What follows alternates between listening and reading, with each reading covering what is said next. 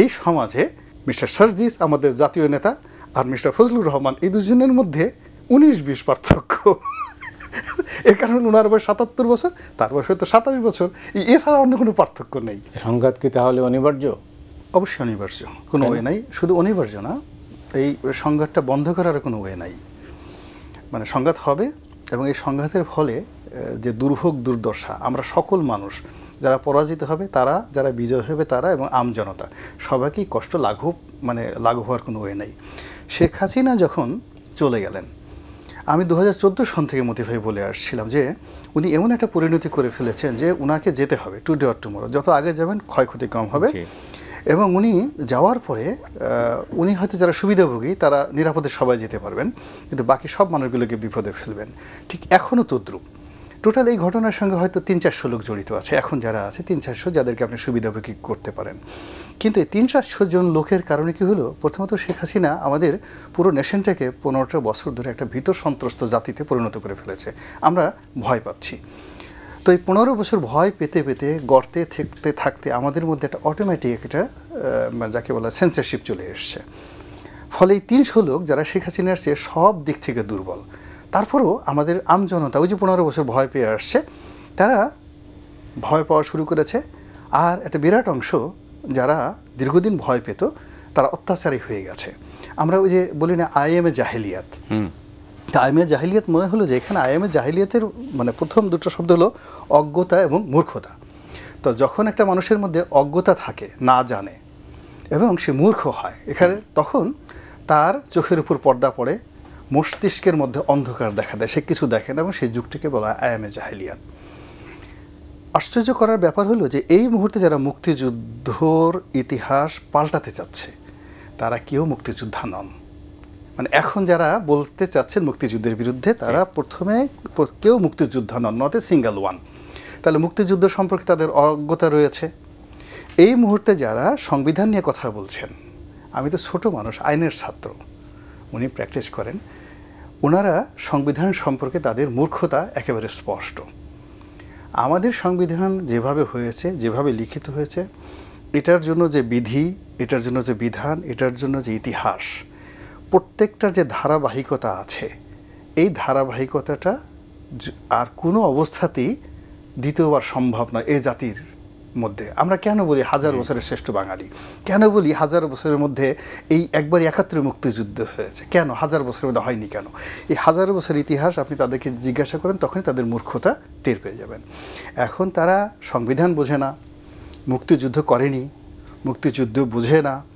তারপরে একটা আইন যখন তৈরি করতে হয় আপনাকে একটা জুডিশিয়াস মাইন্ড থাকতে হবে, জুরিসপ্রুডেন্স আপনাকে জানতে হবে, আপনাকে কাস্টম জানতে হবে, মানে প্রথা জানতে হবে।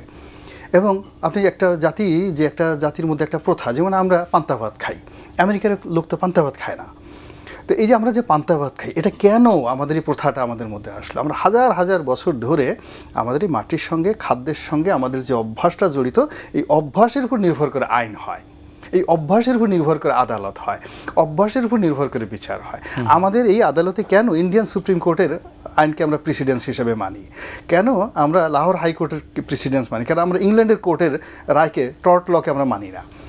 এই জিনিসগুলো, এই যে যারা সংবিধান পরিবর্তন করবে, উনি তো আইনেরই ছাত্র না, কিন্তু এই টোটাল বিষয়গুলো হলো কি, সব মিলিয়ে দেখা গেল যে পুলিশ সংস্কার কমিশন করছে, সংবিধান সংস্কার কমিশন করেছে, নির্বাচন সংস্কার কমিশন করেছে। যিনি করেছেন, আমি বললাম যে ভাই, আপনি নির্বাচন সংস্কার কমিশন করেছেন, আপনি কি জীবনে কোনোদিন নির্বাচন করেছেন?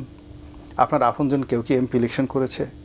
আপনি কি জানেন যে একটা এমপি ইলেকশন করতে, চেয়ারম্যান ইলেকশন করতে কয় টাকা হয়, ঘুষ দিতে হয় কয় টাকা? আপনি কি জানেন যে এমপি মন্ত্রীর যে টিয়ার চুরি করে, এই চুরি কীভাবে করে? আর চুরি করার সময় গোডাউন থেকে যখন ব্যাগ বের করে চুঙ্গা মারি কীভাবে পার ব্যাগ থেকে চাল চুরি করে নেয়, এবং ওইটা যখন এমপি সাহেব কীভাবে ম্যানেজ করতে হয়, এই জিনিসগুলো কি আপনি জানেন? না, জানি না। তাহলে বলে আপনি সংস্কার করবেন কীভাবে? হাউ? আপনাকে তো টোটাল নির্বাচন ব্যবস্থাটা বুঝতে হবে।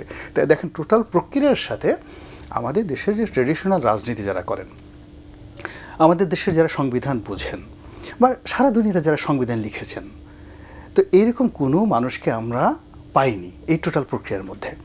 ফলে কি হলো, আপনি যদি কোনো কম্পাউন্ডারও না, রাস্তাকে যে আপনার দেখা গেল যে চুল কাটে নাই, কোনো দিন চুল কাটে নাই মিস্টার বিন, হঠাৎ করে নিজে চুল কাটতে বসছে, তো একজন লোক এসে মনে করলো যে এটাই বোধহয় নাপিত, তো তাকে বললো তুমি চুল কেটে দাও, সে চুল কাটা শুরু করলো। তো চুল কাটা শুরু করার পরে সেখানে যে বিপত্তিগুলো ঘটলো মিস্টার বিনের সেই বিখ্যাত, এখন এখানকার অবস্থা হয়েছে এই, যেই লোকগুলো যে কাজ করছে তাদের কারোরই সেই কাজ করার কোনো অভিজ্ঞতা নেই। না থাকার কারণে কি হলো, ফজলু ভাই খুব সুন্দর করে একটা কথা বলছেন, শেখ হাসিনার জমানাতে আমাদের ভয় ছিল, তো পিছনে যখন ভয় থাকে দৌড় দেওয়ার কিন্তু একটা রাস্তা থাকে, আমাদের একটা চাপ ছিল, উই হ্যাড এ প্রেশার।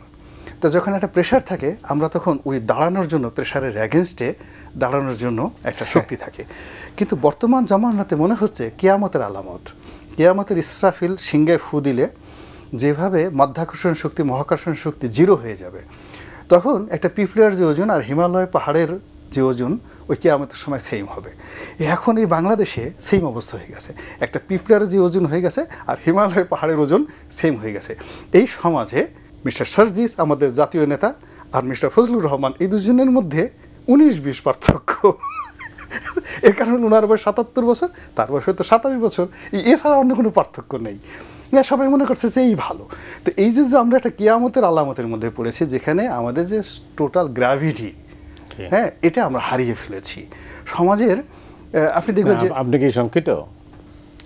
আমি শুধু এখানে শঙ্কার পর্যায়ে নাই, তো কেয়ামতে তো কেউ শঙ্কিত নয়। কেয়ামতের ময়দানে পড়ে গেলে করে কি মানুষ প্রথমে ভাসতে থাকে এবং সে পাগল হয়ে যায়।